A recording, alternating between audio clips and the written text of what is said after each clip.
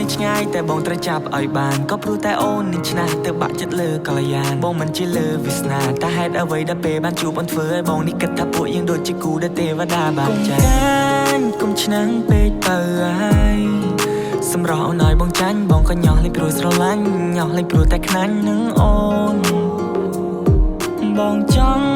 ឲ្យគេផ្សេងឆ្ងាយស្រី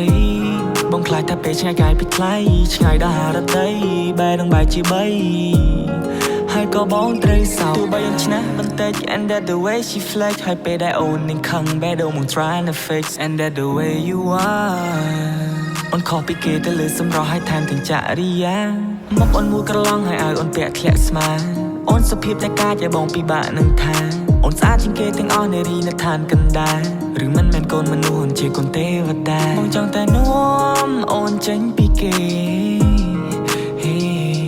តែត្រៃមកខាងនៃផែនដីដែលមានតែបងនៅមានមេសាស្នេហ៍នៅកន្លែងដែលគ្មានអ្នកណារកឃើញទេឈ្មោះអញ្ចឹងនៅក្នុងបេះដូងมึงដូចជាពេជ្របងខ្លាចថាលែងមានថ្ងៃរះហើយមានតែថ្ងៃលេចបងខ្លាចថាមានរឿងកើតឡើងធ្វើឲ្យបេះដូងយើងក្រិចបងខ្លាចថាពេលវេលាមើលថែអូនអស់កតាបកិច្ចផ្កាយនៅឆ្ងាយតែបងត្រូវចាប់ឲ្យបានក៏ព្រោះតែអូននឹងឆ្នះទៅបាក់ចិត្តលើកល្យានបងមិនជាលើវាសនាតែហេតុអ្វីដែលពេលបានជួបអូនធ្វើឲ្យបងនេះគិតថាពួកយើងដូចជាគូដែលទេវតាបានចែកកុំឆ្នាំងពេកទៅហើយសម្រស់អូនឲ្យបងចាញ់បងក៏ញោះលេងព្រោះស្រឡាញ់ញោះលេងព្រោះតែខ្នាញ់នឹងអូនបងចង់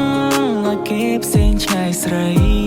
បងខ្លាចថាពេលឆ្ងាយកាយពីថ្លៃឆ្ងាយដល់ហារតីបែរនឹងបែរជាបី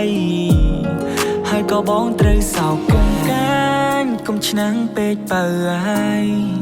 សម្រស់អូនឲ្យបងចាញ់បងក៏ញោះលេងព្រោះស្រឡាញ់ញោះលេងព្រោះតែខ្នាញ់នឹងអូនបងចង់ឲ្យគេផ្សេងឆ្ងាយស្រីបងខ្លាចថាពេលឆ្ងាយកាយពីថ្លៃឆ្ងាយដល់ហារតីបែរនឹងបែរជាបីហើយក៏បងត្រូវសោក